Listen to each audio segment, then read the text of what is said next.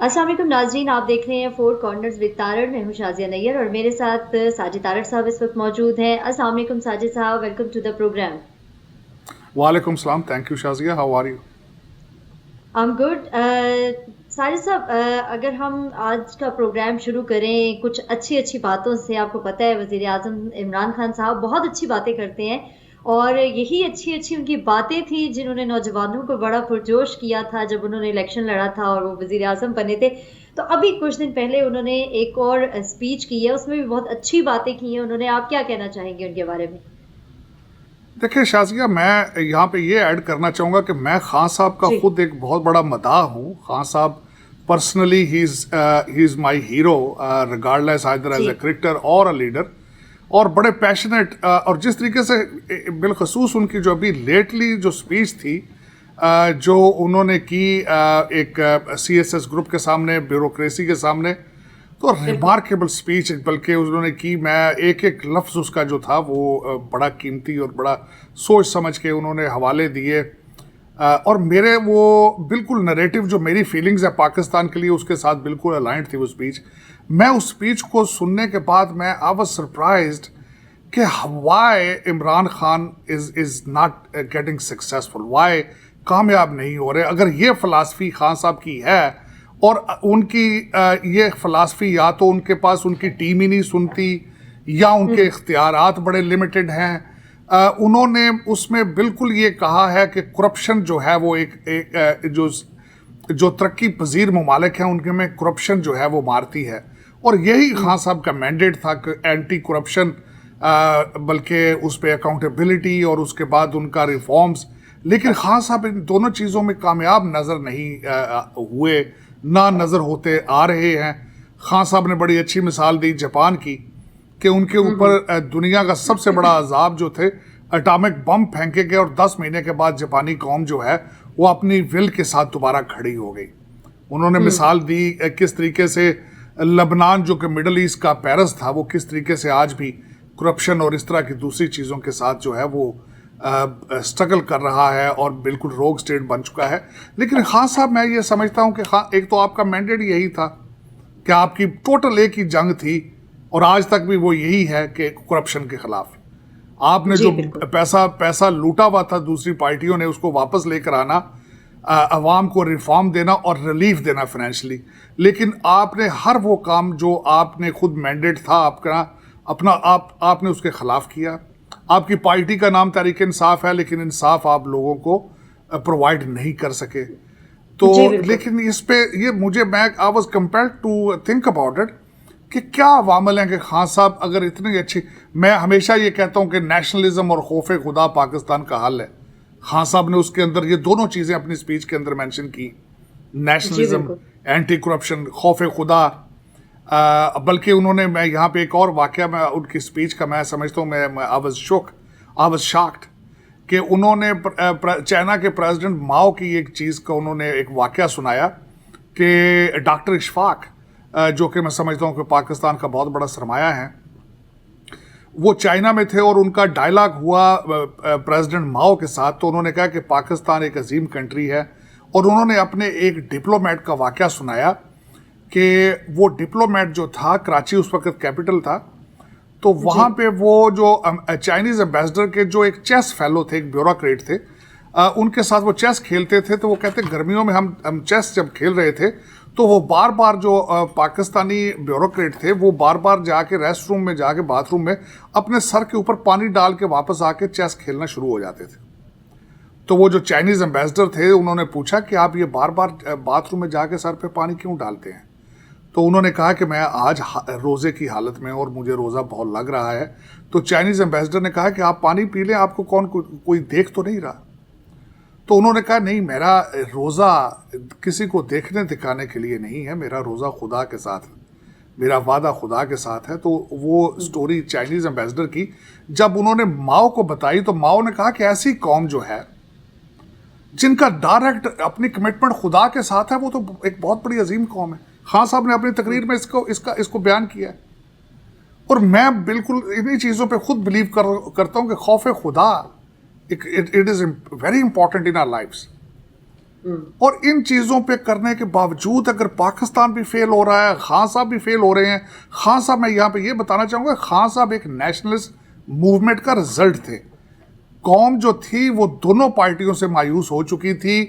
पढ़े लिखे नौजवान बेरोजगार थे और उनको एक हल चाहिए था। हल नज़र आया खान साहब की शक्ल में, लेकिन अब खान साहब को बिल्कुल वो भी हल नहीं दे सके। अब कहाँ जाएंगे? अब रोजगार अभी भी नहीं है, कुछ भी नहीं है। बिल्कुल मैं वही एग्री करता हूँ बार बार। बल्कि मैं आपके ये इसी के एक वसातत के साथ कहूँगा कि पीटीआई के हर मिनिस्टर ने हर एक नारा लगाया है कि पेट्रोल पाकिस्तान से नहीं निकलता, बाहर से आता है। लेकिन चीनी तो लोकल बनती है भाई, और चीनी का माफिया जो वो तो आपके टेबल पर बैठा है। खुसरो बख्तियार की फैमिली जा रही है इस वक्त जी बिल्कुल। और खुसरो बख्तियार साहब जो है वो उनकी सारी फैमिली चीनी में 300 को क्रॉस कर रहा है भाई। आप अगर पेट्रोल बाहर से लाते हैं, आम आदमी की पहुंच से बाहर हो चुका है। वही शाजिया कि अगर पेट्रोल बाहर से लाते हैं, लेकिन चीनी और आटा तो आपकी लोकल प्रोडक्ट है भाई, उसको भी नहीं आप मैनेज कर पाए। तो मैं, और दूसरा ये कि हर बात के साथ कंपैरिजन करना बेल्जियम का, हर बात के साथ मैं आगे चल के कंपेयर करूंगा इंडिया के साथ, जिस तरह हर चीज़ पाकिस्तान के साथ इस वक्त जो हर सियासतदान है वो कंपेयर करता है इंडिया के साथ, भारत के साथ, पेट्रोल की कीमतों को और दूसरी चीज़ों को, और बांग्लादेश के साथ। मैं आगे प्रोग्राम में चल के वो भी बयान करूंगा आपको।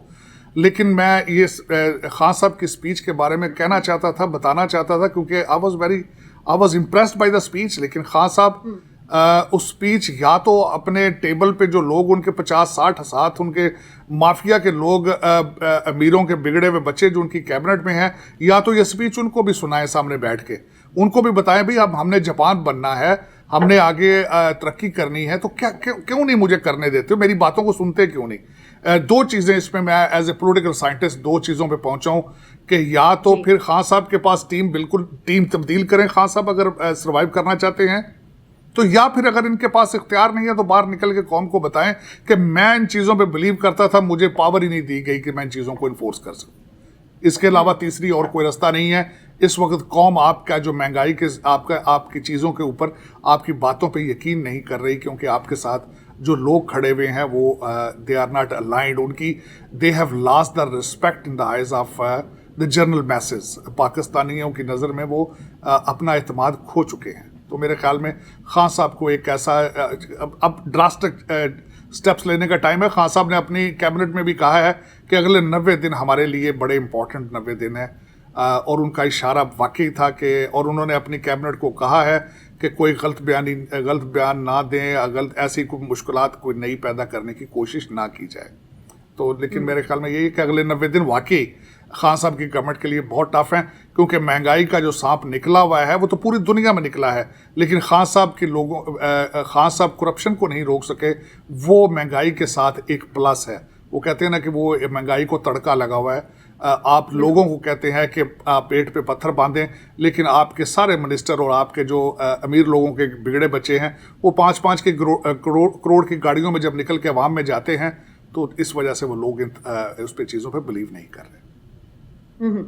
सर, खान साहब की बातों पे बिलीव नहीं कर रहे हैं लोग। अब मैं बात करना चाहूँगी पाकिस्तान और अमेरिका के ताल्लुकात पे, कि कभी तो ऐसा फील होता है कि जैसे कुछ अर्सा पहले की बात है कि पाकिस्तान और अमेरिका के ताल्लुकात बिल्कुल देखा जा रहा था कि इतने करीबी जैसे ताल्लुकात थे, और इस वक्त इतनी सर्द मोहरी चल रही है। तो ये ताल्लुकात, इनका मुस्तकबिल क्या होगा दोनों ममालिक ताल्लुकात का? देखें, पाकिस्तान अमेरिका रिलेशनशिप ज़्यादातर डॉलर बेस्ड रिलेशनशिप रहे हैं। उसमें अमेरिका ये समझता है तो उस रीजन में हमें चाइना के लिए एक पार्टनर की ज़रूरत है, अफ़गानिस्तान के लिए एक पार्टनर की ज़रूरत है। उस चीज़ों पे तो कई अबहाम आ चुके हैं, कई डाउट्स आ चुके हैं। लेकिन पाकिस्तान वाली साइड पे आपने जब एक दफ़ा चाइनीज़ कैम्प में गए, आपने CPEC को शुरू कर लिया, आपने अमेरिका बैशिंग की, आपने कहा कि एब्सोल्युटली नॉट, हमारे पास मल्टी चॉइसेस हैं। आपने समझा कि अब चाइना है, बल्कि आपने चाइना की एडवोकेसी शुरू की, चाइना के CPEC के आप सेल्स पर्सन बने। आपने कहा हम CPEC को लेकर अफगानिस्तान में जाएंगे। अब चाइना जो है वो चाइना के मैं बताना चाहूँगा इश्यूज क्या हैं चाइना के एक तो इश्यूज ये हैं, जो दुनिया में सप्लाई चेन टूटा तो वहाँ की फैक्ट्रियाँ बंद हुई। एक तो ये मसला बना इकानमी वहाँ पे चाइना के अंदर, और दूसरा ये है कि उन्होंने पहले उनका आइडिया था कि हम CPEC को लेकर अफगानिस्तान में जाएंगे, लेकिन उनका प्रोजेक्ट CPEC पाकिस्तान में ही इस वक्त बंद हो चुका है। आपने देखा होगा कि दासू डैम पे बिल्कुल बंद हो चुका है। दे आर और वो $39 मिलियन मांग रहे हैं जो 9 चाइनीज मर्डर हुए थे उनके उसके रिटर्न में। ग्वादर पे आपका वहाँ पे बलोचों का और मछेरों का मसला था वहाँ पे, और वहाँ से थोड़े से वो ना खुश थे ग्वादर पे। आपने उनको कराची देने की कोशिश की लेकिन वो भी नहीं चल रहा। वो चाइनीज पैसे जब आने बंद हुए और आपके ऊपर प्रेशर पड़ा कर्जों का और दूसरी चीज़ों का, आप फौरन IMF के पास आए। मैंने शायद आप पिछले सेगमेंट में कहा था 1 महीने में 3 फेडरल मिनिस्टर पिछले महीने अमेरिका में आए। तरीन साहब आए, असद उमर साहब आए, और यहाँ से सीधे वो गए सऊदी अरेबिया और $4.2 बिलियन का चेक लेके पाकिस्तान पहुँच गए। लेकिन अब इसमें ये मैं बात कहूँगा कि इस वक्त ये आसान नहीं है कि आप फौरन एक कैंप से छलांग मार के दूसरे कैंप में विद इन अ मंथ आ जाएं। और इस वक्त आपकी क्रेडिबिलिटी है वो भी ठीक नहीं है। आप अपनी फॉरेन पॉलिसी पे खुद कंफ्यूज हैं कि हम किस कैंप में हैं। अब जो आपने $4.2 बिलियन सऊदी अरेबिया से लिया है, आप डिक्टेशन लेंगे अब सऊदी अरेबिया से। सऊदी अरेबिया डिक्टेशन क्या देगा? वो कोशिश कर रहा है आपको अमेरिका के कैंप में अपनी टर्म्स पर लेकर आए। अब वो आपकी मजबूरी है, आपकी फॉरेन पॉलिसी अब आपके हाथ में नहीं है। आपका वो एब्सोल्युटली नॉट वाला खत जो आपकी स्टेटमेंट थी, you have gone back foot on it. आपको वो पीछे हटना पड़ेगा, हट चुके हैं आप उस पर। बल्कि जब एब्सोल्युटली नॉट का आप जब कह के IMF के पास आए हैं तो you are not in absolutely not mode. बल्कि उसको एक और चीज़ ने पामाल किया जो CNN पे आर्टिकल आया कि आपकी फ़ज़ाई हदूद जो हैं वो इस वक्त अमेरिका यूज़ कर रहा है और आपकी मर्ज़ी से यूज़ कर रहा है। तो वो उसमें आपका अब वो अमेरिका वाली साइड पे आपका आना है। लेकिन अब देखते हैं कि वहाँ सूरत हाल क्या बनती है। अब मैं उसका एक अमेरिका के अंदर के हालात भी आपको पता होने चाहिए। अमेरिका के अंदर के हालात क्या हैं? अमेरिका में इस वक्त बाइडन साहब प्रेसिडेंट नहीं है, इस वक्त बराक ओबामा प्रेसिडेंट है। उसकी मिसाल मैं देना चाहूँगा कि COP26 जो आपका थी कॉन्फ्रेंस अगले दिन, उसमें जाके बराक हुसैन ओबामा साहब ने वहाँ पे स्पीच दी और उनको प्रोटोकॉल भी दिया गया एक एज ए प्रेसिडेंट, और उन्होंने तकरीर भी इसी तरह की जिस तरह का अमेरिकन प्रेसिडेंट करता है। तो आज आपको देखना पड़ेगा कि आपके रिलेशनशिप ओबामा पीरियड में क्या थे अमेरिका के साथ। आप उसी के तनाज़र में आप देखेंगे कि आज के रिलेशनशिप पाकिस्तान के अमेरिका के साथ कैसे हैं। शाज़िया, एक और चीज़ यहाँ पे मैं बात करना चाहूँगा कि अमेरिका के जो रिलेशनशिप हैं उसमें ये देखना होगा, जिस तरह मैं आपको बता रहा था कि अमेरिका के अंदर इस वक्त ओबामा सारी वही पॉलिसी चल रही हैं, सारा कुछ जिस तरीके से ओबामा, बल्कि हमारे जो इस वक्त सेक्रेटरी स्टेट हैं टोनी बिल्कन, वो ओबामा पीरियड में उनके एडवाइज़र थे। लेकिन एक और चीज़ हुई यहाँ पे, जब अफगानिस्तान से विड्रॉल हुआ अमेरिकन, और जो शर्मिंदगी और मायूसी लेकर वहाँ से अमेरिका निकला है, उस पर रिटेलिएट किया है यहाँ के रिपब्लिकन सेनेटर्स ने। आपको याद होगा कि वो यहाँ से 22 सेनेटर्स थे जिन्होंने अपने तहफ़्फ़ुज़ात का इजहार किया कि हमारे साथ अफगानिस्तान में क्या हुआ है, और उन्होंने कोशिश की एक बिल पेश करके उसका सारा मलबा पाकिस्तान पर डालने की। लेकिन अब वो उस बिल का क्या फ्यूचर है या रिलेशनशिप का फ्यूचर है, मैं यहाँ ये बताना चाहूँगा। अब वो ये हुआ है कि यहाँ पे जो अगले दिन इलेक्शन हुए गुबर्नेटोरियल, उसमें रिपब्लिकन जो हैं वो जीत चुके हैं। अमेरिकन अवाम ने उस पर अदम एतमाद किया बाइडन साहब की पॉलिसीज़ पे। इम्पैक्ट उसका क्या होगा कि 2022 में जो मिड टर्म आएंगे उसमें वो एक्सपेक्ट कर रहे हैं 30 से 40 कांग्रेस की सीटें और सेनेट की सीटें वापस रिपब्लिकन लेंगे। अगर वो वापस लेकर आते हैं तो अल्टीमेटली वो जो बिल उन्होंने पेश किया था उसको पहिए लग जाएंगे। पाकिस्तान के लिए एक इशू बनेगा उसका कि वो जो रिपब्लिकन पावर में आएंगे तो फिर दोबारा वो क्वेश्चन लेकर आगे आएंगे कि हमें जो अफगानिस्तान में ह्यूमिलिएशन हुई, शर्मिंदगी, मायूसी, और जिस तरीके से America has lost the goodwill, वो क्यों हुई। और उस पे साथ उन्होंने पाकिस्तान को एक्यूज़ किया था उसमें पिछले बिल में कि Pakistan was playing double game with us. तो वो पाकिस्तान, और दूसरी तरफ से जो इसको दूसरा धचका ये है, एक तो रिपब्लिकन अगर पावर में आते हैं तो वो क्वेश्चन दोबारा ये पूछेंगे, और उसमें सबसे बड़ा इशू ये है कि पाकिस्तान की तरफ से कोई स्टेटमेंट नहीं है, कोई ऐसी कोशिश नहीं की जा रही, कोई ऐसी सफारतकारी नहीं की जा रही कि उन चीज़ों को एक्सप्लेन किया जा सके कि Pakistan is not the same Pakistan, हम आपके साथ अच्छे रिलेशनशिप चाहते हैं, हमें आगे लेके जाया जाए। लेकिन वो सूरत हाल नहीं है।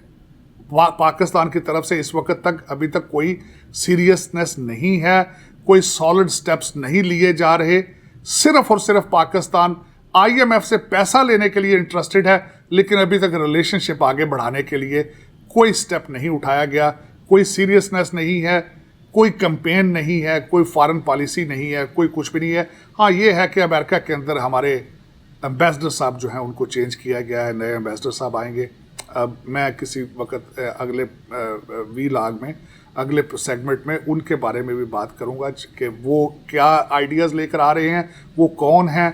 He is very experience diplomat, और हमारे रिलेशनशिप अमेरिका में उनका क्या इम्पैक्ट होगा। लेकिन अभी तक पाकिस्तान की तरफ से सवाए IMF के पैसों के अलावा कोई दूसरा ऐसा स्टेप नहीं उठाया जा रहा कि जिससे हालात बेहतर हों। हाँ, मैंने ये सुना है ज़रूर कि यहाँ पे जो कई लोग ऐसे हैं PTI के जो शौकत खानम हॉस्पिटल के लिए पैसे इकट्ठे करते थे और खान साहब के साथ वो रिलेशनशिप उन्होंने डेवलप किए, और आज वो या तो खान साहब की कैबिनेट में हैं या उनकी गुड बुक्स में हैं। उनकी तरफ से ये इशारा यहाँ से मिला था कि जी आइस मेल्ट हो चुकी है, लेकिन मुझे वो आइस मेल्ट होती नज़र नहीं आ रही, क्योंकि I am speaking from Washington DC। मेरे ख्याल में हालात अभी तक टेंस हैं। थोड़ी सी ये है कि जो सऊदी अरेबिया ने पैसे दिए हैं, इस हद तक ये मैं मानूंगा वो IMF या अमेरिकन के इशारे पे ही उनके इशारे पे ही दिए गए हैं, क्योंकि ये सऊदी अरेबिया वही है कि जब आपने कश्मीर के बारे में एहतजाज किया था अपना OIC में, तो उन्होंने आपसे पैसे वापस मांग लिए थे $2 बिलियन, और आपने चाइना से लेके पैसे वापस किए थे। ये वही सऊदी अरेबिया है। और आज वो आप पे इतना मेहरबान क्यों है? सिर्फ एक वजह है कि अमेरिकन ने उनको इशारा किया है कि प्लीज़ आप इनको रेस्क्यू करें, और रेस्क्यू करने की 2 वजूहात है। अमेरिका आज भी क्या देखता है वाशिंगटन DC, आप एक एटॉमिक पावर हैं, आप अगर एक रोग स्टेट बनते हैं तो उस पूरे रीजन के लिए इशू बनेगा। और दूसरा, आपके अभी भी जो अफगानिस्तान में आपके पास एक आपके हाथ में जो थोड़े बहुत रिलेशनशिप हैं तालिबान के साथ, उसकी वजह से अभी भी अमेरिका आपको still value you as a country. Otherwise कोई तीसरी वजह नहीं है इसमें। आपकी तरफ से कोई सफारतकारी नहीं है, आपकी तरफ से कोई स्टेप्स नहीं है। आप अभी तक कंफ्यूज हैं कि either you are in Chinese camp और you are in American camp.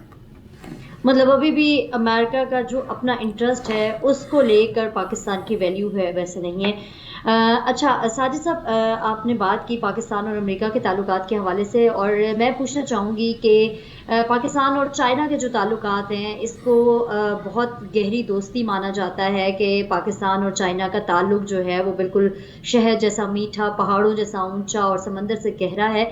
लेकिन ये दोस्ती मतलब जब हम प्रोजेक्ट्स की बात करते हैं या कुछ इस तरह की बात करते हैं, तो आजकल के जो हालात चल रहे हैं पाकिस्तान और चाइना के ताल्लुकात के हवाले से, वो नहीं नज़र आते हैं कि वो पहाड़ों से ऊंची दोस्ती रह गई है या समंदर से गहरी है।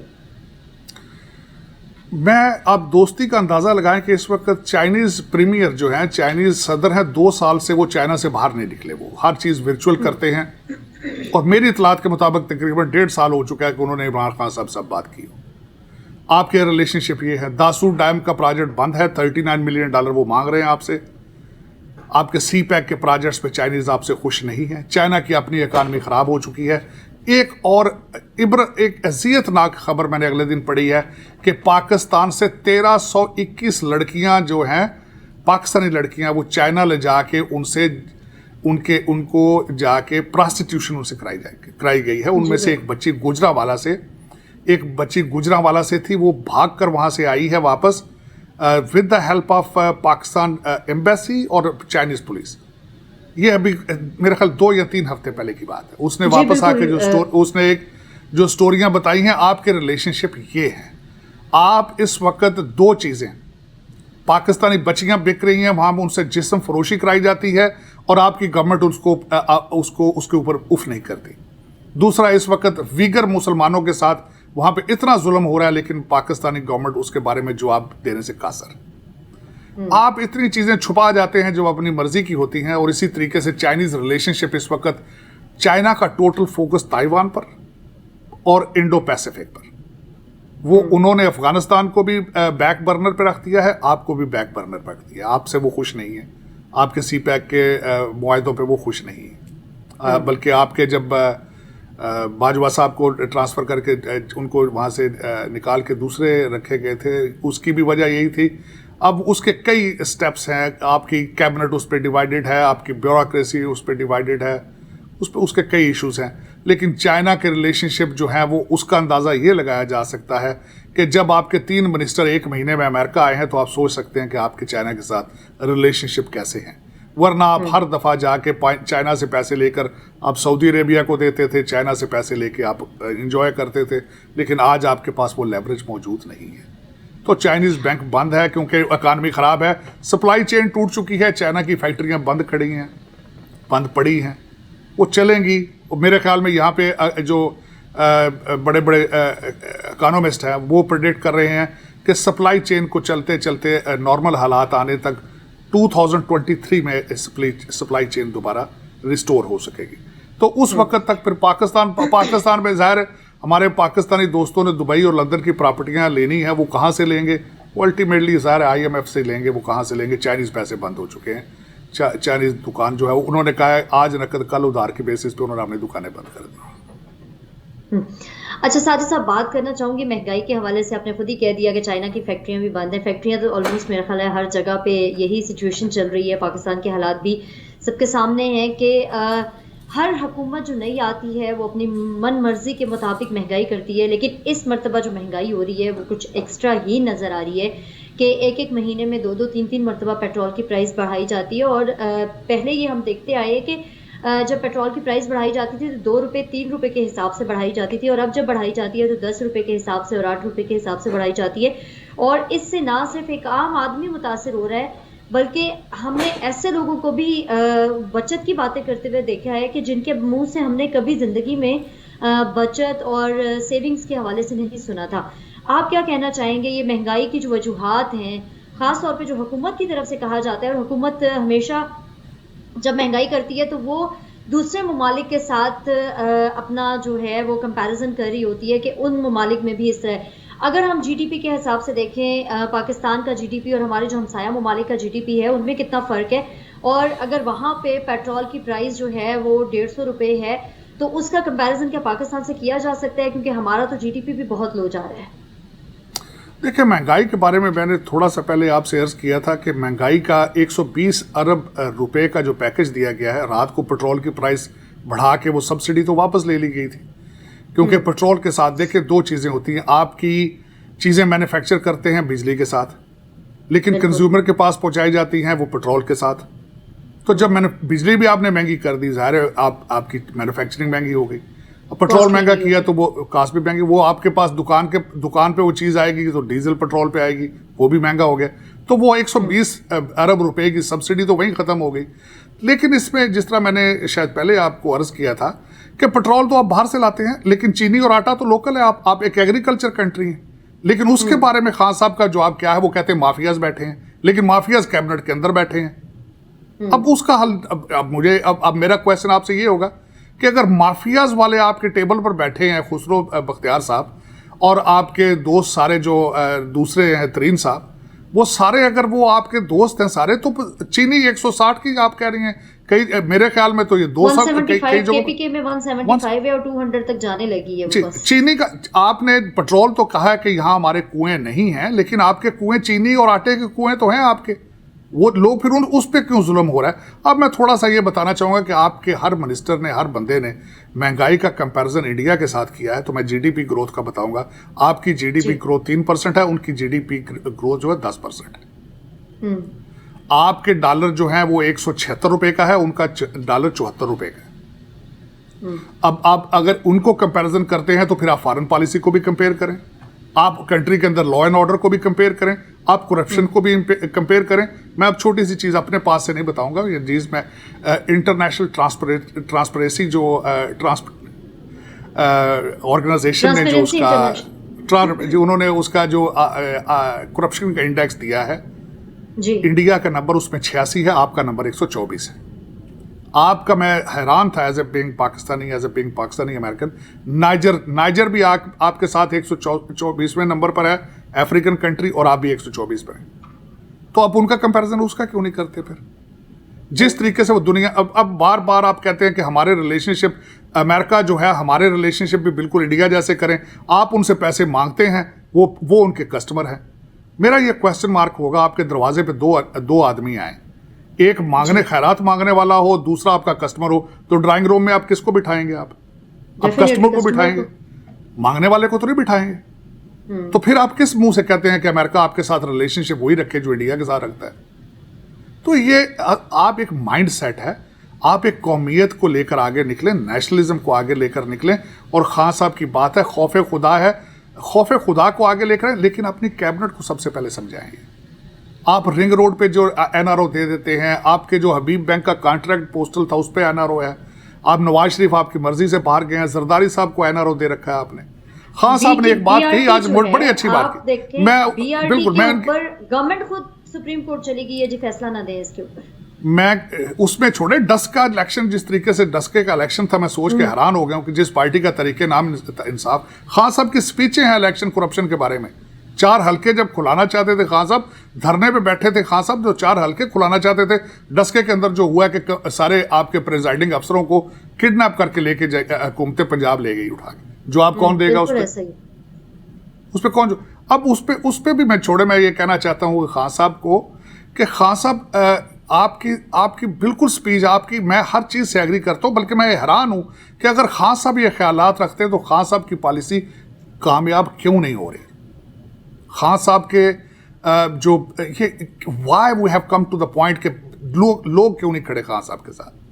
उसकी वजह यह है कि खान साहब इंसाफ प्रोवाइड नहीं कर पाए, लेकिन खान साहब को कौम को ये जवाब देना पड़ेगा वजूहत क्या थी।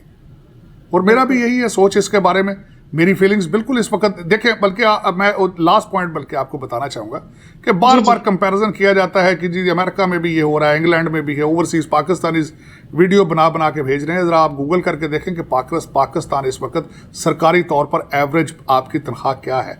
20,000। 20,000 रुपया गवर्नमेंट कहती है कि पाकिस्तान में मिनिमम वेजेस हैं। आप 20,000 में से आज बजट बना के बता दें एक सिंगल बंदे का, फैमिली का, तो दूसरी बात है। और मेरा ये क्वेश्चन मार्क है कि अगर ये सारी चीज़ें मैं यहाँ बैठ के सोच रहा हूँ वाशिंगटन डीसी में, तो आपका क्या ख्याल है कि आपके ऐवानों में, आपकी असम्बलियों में बैठे जो लोग हैं, आप जिनको इस्टेब्लिशमेंट कहते हैं, ब्यूरोक्रेसी कहते हैं, सियासतदान कहते हैं, उनको ये नहीं पता सारा कुछ और हम किस डायरेक्शन पे जा रहे हैं? एक मरतबा हमने एक प्रोग्राम देखा था जिसमें जो एंकर था उसने जाके पार्लियामेंटेरियन से आलू और प्याज की कीमतें पूछी थी, तो हमारे पार्लियामेंटेरियंस को आलू प्याज की कीमत और टमाटर की कीमत नहीं पता थी। इतने वो बेखबर हैं इन चीज़ों से। बस यही ट्रेजेडी है शाज़िया पाकिस्तान की। Thank you so much Sajid साहब। अगले प्रोग्राम तक के लिए हम इजाज़त चाहेंगे व्यूवर्स से भी और आपसे भी। इंशाल्लाह अगले प्रोग्राम में हम एक और टॉपिक के साथ हाजिर होंगे और चाहेंगे कि उसके ऊपर भी कुछ डिबेट जो है वो हम खुल के कर सकें। बल्कि आपने कहा था कि आप एक पूरा प्रोग्राम करना चाहेंगे इलेक्शन रिफॉर्म्स के हवाले से भी और जो दूसरा एक हमारा टॉपिक था उस पर भी, तो मैं चाहूँगी कि अगले प्रोग्राम में हम उसके ऊपर भी बात करें। तब तक के लिए व्यूवर्स आप अपना बहुत ख्याल रखिएगा और अगर आप अपना फीडबैक देना चाहें तो आप हमें हमारे फेसबुक पर और हमारे यूट्यूब चैनल पर दे सकते हैं। बहुत ख्याल रखिएगा अपना। अल्लाह हाफ़िज़। पाकिस्तान जिंदाबाद।